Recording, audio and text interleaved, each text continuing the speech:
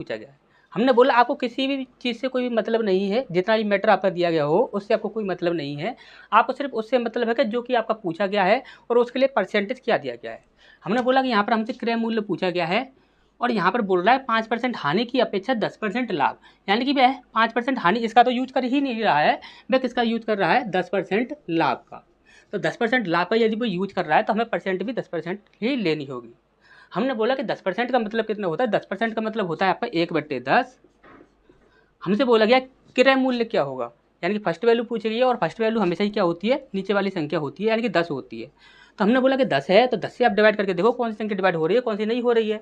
तो आपने बोला सर 10 से तो आपकी ये भी हो जाएगी लेकिन ये डिवाइड नहीं होगी, ये भी हो जाएगी और ये भी हो जाएगी, 3 संख्या हमें ऐसी मिल रही है जो कि 10 से डिवाइड हो रही हैं। तो यहाँ पर ट्रिक तो ये फेल हो गई।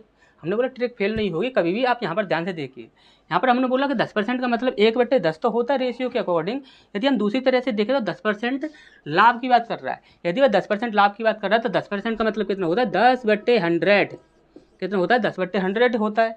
हमने बोला अब देखो यहाँ पर सीपी जो होता है वह नीचे वाली वैल्यू होती है, तो हमने बोला कि अब 100 से डिवाइड करके देख लो 100 से कौन सी संख्या डिवाइड हो रही है। तो आप बोलो सर 100 से आपका यहाँ पर देखें तो 100 से आपका ये संख्या डिवाइड नहीं होगी, पॉइंट में चली जाएगी, ये भी नहीं होगी, ये पॉइंट में चली जाएगी, ये संख्या जो है ये 100 से भी डिवाइड हो जाएगी और 10 से भी डिवाइड हो जाएगी। तो यही हमारा आंसर हो जाएगा।